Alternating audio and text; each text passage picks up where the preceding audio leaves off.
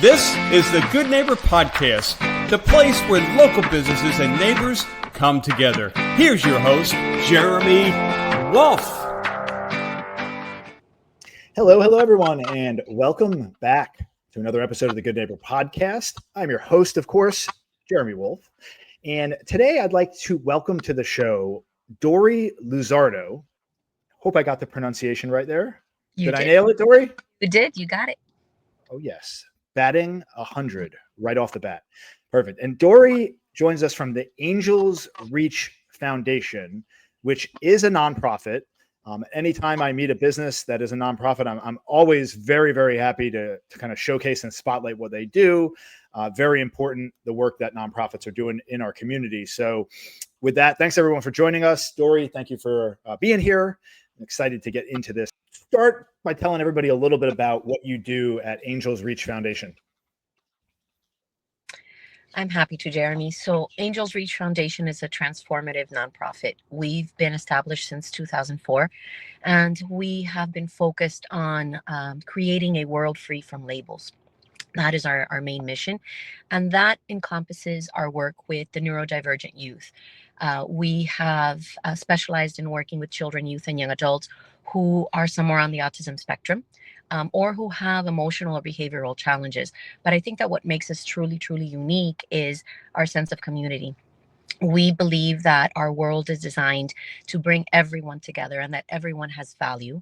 And as such, all of our programs, from our K through 12 schools, our therapy programs, our community and family resource programs, are all about fostering and nurturing compassion and inclusion in all sense. We see a world where everyone is valued for their particular abilities and not anything that would be considered a disability that would limit them. You know, I've been saying that often lately, that everybody has within them an innate potential for something great. And it's unfortunate because so many people live their lives without tapping into that inner potential. It's great that you're doing this work to help. So you mentioned you're a transformative nonprofit. That's right. What does that mean specifically?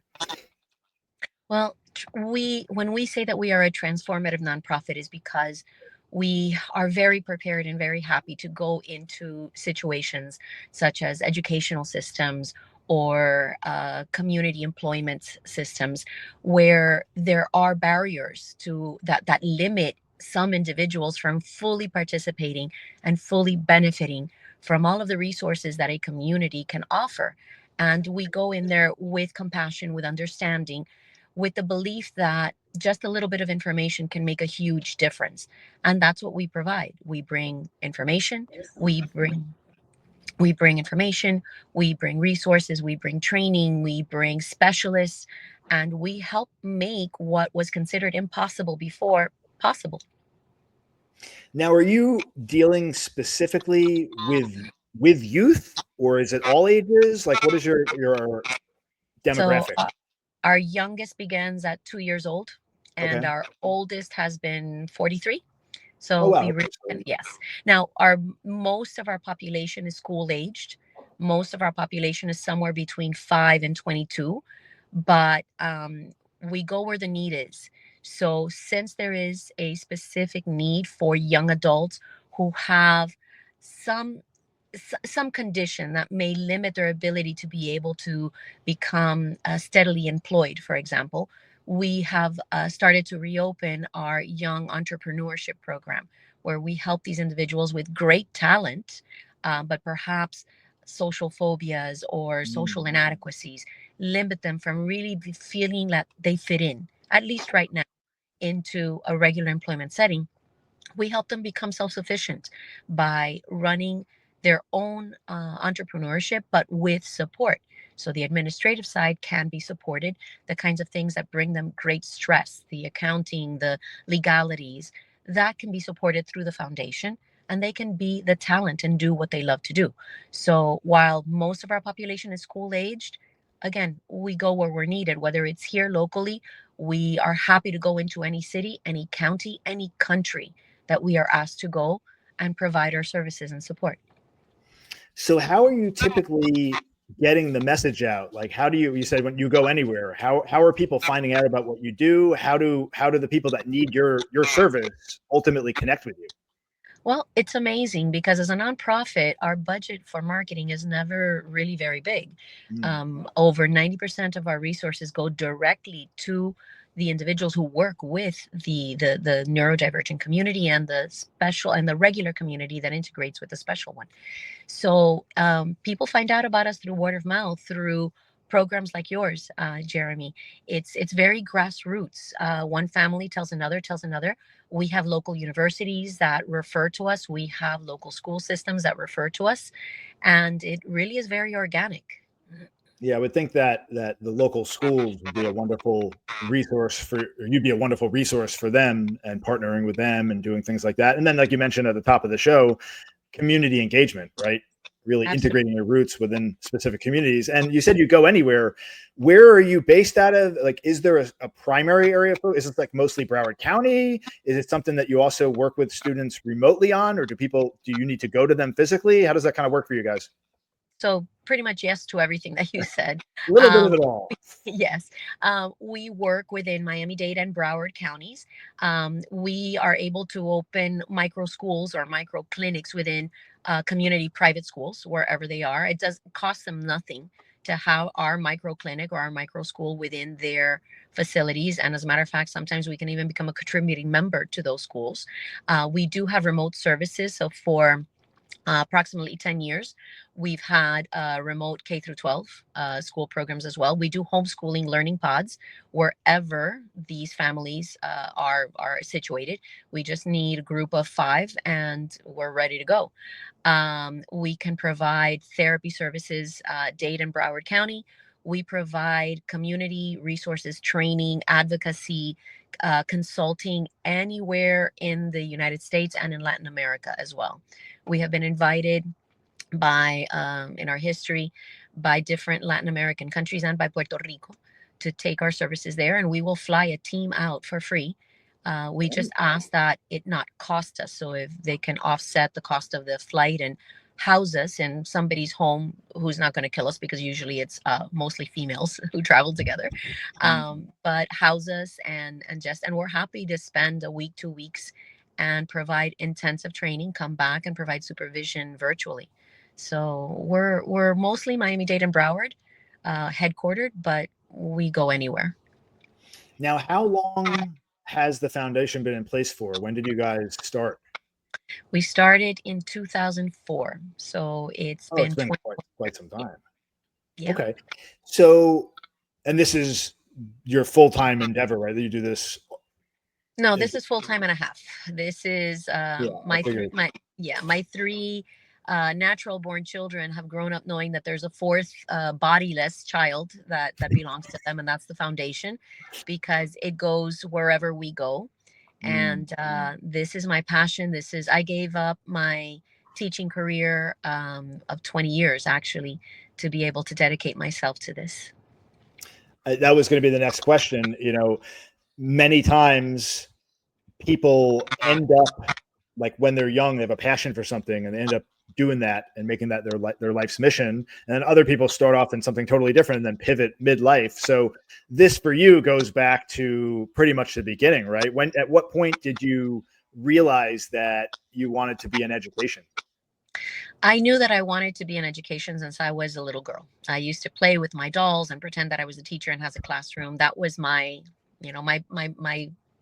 happy world. And I have 2 master's degrees in education, and I worked for the public school systems for 20 years. I worked for a couple of our local university and college. But my world changed when one of my own children was diagnosed with autism. And I was told that that child was never going to have a conversation with me, was never really going to have much of a life. And I refused to accept that. So I traveled around the United States. I learned, I trained. I realized that there was so much that could help my child and others, but it wasn't available in Miami-Dade County and Broward County in South Florida. And I could find little bits and pieces that might help a little bit, but nothing that was really integrated, nothing intensive, nothing inclusive, nothing that prepared her community for her and her for the community. And so it was out of that need that Angels Reach was founded. And it honestly, I never imagined that it would grow to where it has grown. I thought, if I could help my child and one other, we've done good. We have since helped over 4,000 individuals, over 4,000 youth in particular. What a wonderful story, the transition from education to having a personal experience with your own child, and then not finding what you need to create success for your child, and just basically creating it out of whole cloth. So my hat's off to you there for sure. That's really, really special. Dori, one of the reasons we do this show is it's all about education, right? It's all about informing the community and sharing with folks and helping them learn things that they didn't know. What are some of the biggest, I mean, you've been doing this quite some time now. What are some of the biggest misconceptions, myths, things that people are just confused about when they encounter what you do? Well, I think that one of the biggest misconceptions is when people believe that individuals with a special ability or a special need have to be, I guess, interacted with separately, that somehow blending a special needs student with a regular education or an advanced student is going to be detrimental to one or the other. And that is absolutely the opposite, is what is true. There is research that documents and shows how integration and inclusion benefits everyone. So the typically developing or average or high functioning or advanced learner will get to learn leadership skills, compassion, be able to understand how to interact with others who maybe speak a little different or have different needs. And that is a critical skill that is necessary for our future ambassadors, our future politicians, our future doctors, our future policemen, our future basically community server, whether it's locally or internationally. That humanity factor is key in developing our relations within our local governments and our international governments. And I think that the second misconception is that an individual that has any special need or neurodivergent need, such as autism, is going to be stuck in the way that they present themselves long term. That once they reach a certain age, that's it. There's nothing more that can be done. This is the way they're going to be. And while it is absolutely true that early intervention is key, and that if we can start to work with children as young as possible with a fully comprehensive and intensive program, the improvement is much faster. The improvement in the sense of attaining the needed skills in communication and socialization and emotional and sensory regulation. But you never stop learning. So we have worked with individuals who come to us when they're 30 years old, and they've been able to go from a place of dependency to a place where they're able to live very much independently. They might need someone to check in on them or some support, but truthfully, don't we all need to have somebody who cares for us check in on us every once in a while and say, hey, how are you doing? So we are all different and we're all the same.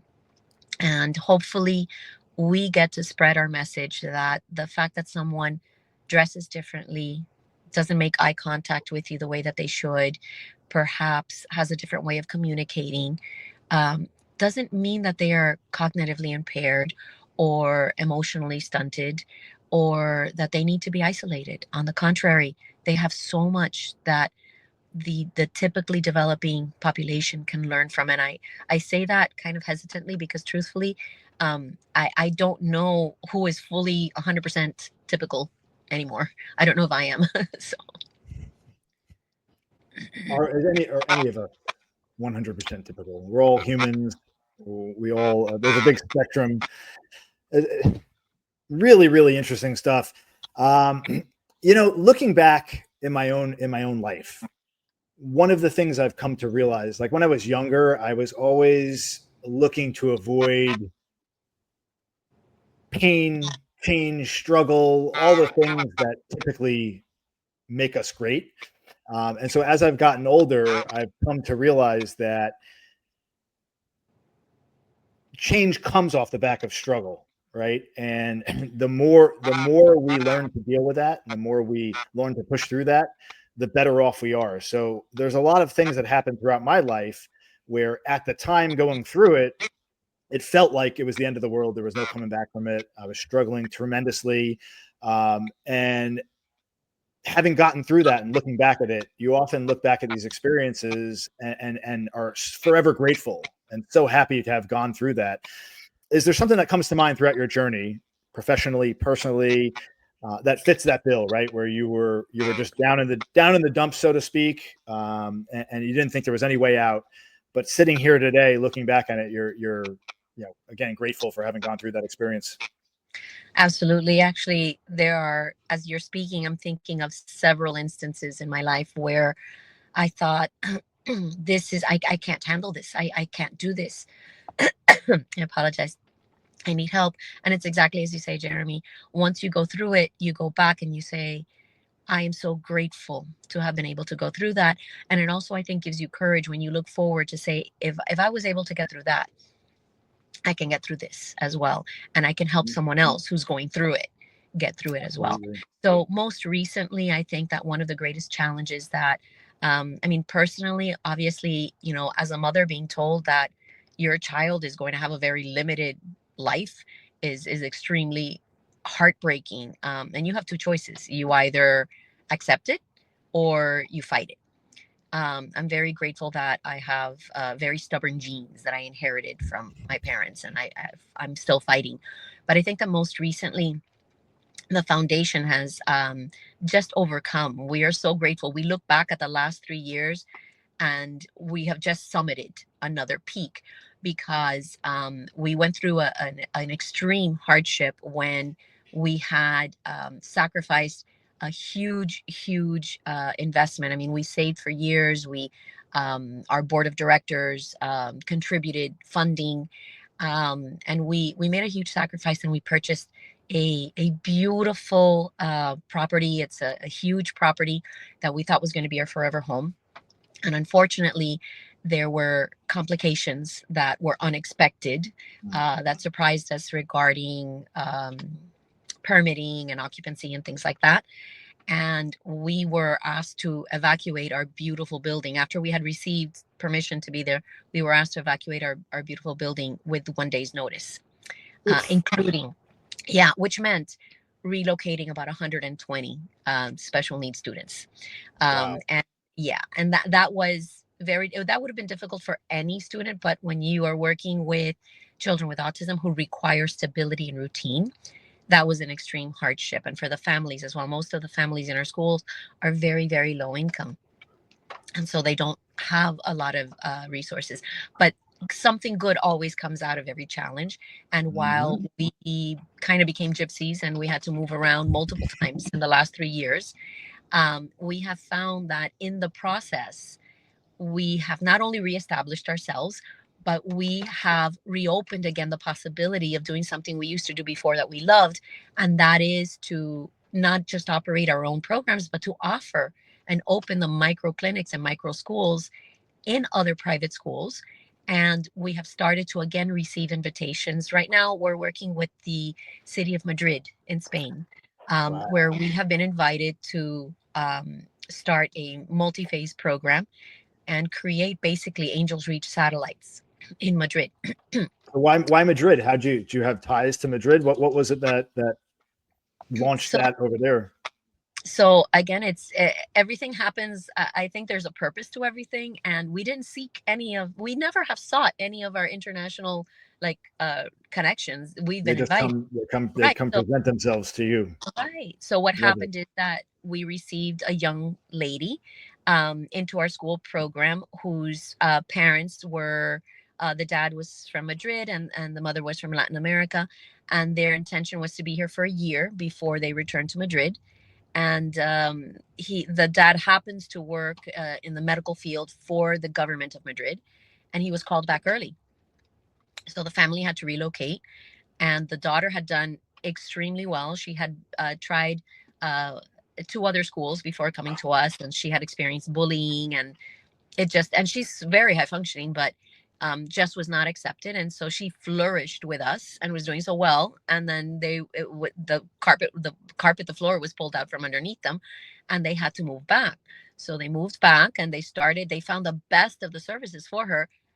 She's still regressing. So the father, having his connections with the government, proposed that they make an alliance with an American nonprofit organization that has experience and expertise in working with inclusive environments and children with autism. And they loved it. And so we're collaborating now with another nonprofit in Madrid and the government in a particular province of Madrid. And we're hoping to establish now in the fall the first phase, which is the creation of specialists over there, because we cannot run the magic of what we do is in our people. We invest in our people, in our trainers, and our teachers, and our therapists. Our therapists and our teachers are not like others. They have their certifications as required, but they have to go through our own training protocols before they ever get to work with one of our children, because we have trademarked systems, trademarked methodologies. So we're creating a workforce in Madrid. And we're starting by training and creating our people. And then the second phase will be to create a micro school and a micro clinic within a particular school that's already been identified and we're negotiating with. And then it'll grow to other private schools. And very importantly, both in Madrid and here locally, we're working with our local government so that the after school and summer programs that are offered through the cities can become more truly inclusive, because while they all accept children with some special needs, usually the children who come to us with special needs are not accepted. Their behaviors are such that make it difficult for them to integrate into general populations, unless that population is really well prepared. So we're working to make that possible here locally and in Madrid right now as well. Really, really appreciate the work you're doing. I love learning all about your story. For our listeners out there that would like to learn more, what is the best way to connect with you guys? Maybe share your website, maybe some social media handles. How can our listeners kind of connect and learn more? Absolutely. Thank you, Jeremy. So we have 2 websites, 2 versions of social media handles, because we have one for the foundation. So it's angelsreach.org is the main website. That's for the foundation. And the Academy programming has its own separate. So it's angelsreachacademy.org and angelsreach.org. And our handles are Angels Reach Foundation _ on Instagram, on Facebook, and Angels Reach Academy. Perfect. And they can always contact us at our main office. Very cool. So we will, of course, drop a link in the description to all of that information, so we could put this out into the community and spread the message far and wide for what you're doing, because it truly is incredible. And I really enjoyed learning about your trajectory, your story, and then all the wonderful things that you're doing, not just in our community, but really around the world, which is fantastic. So it was great meeting you. Thank you, Jeremy. It's wonderful meeting you too. And thank you for what you're doing. This podcast is very, very impactful. So thank you. I appreciate the feedback. And thanks, as always, to our listeners for tuning in. And we will catch you all next time on the next episode of the Good Neighbor Podcast. Everyone take care. Have a wonderful day. Thanks for listening to the Good Neighbor Podcast, Cooper City. To nominate your favorite local business to be featured on the show, go to gnpcoopercity.com. That's gnpcoopercity.com, or call 954-231-3170.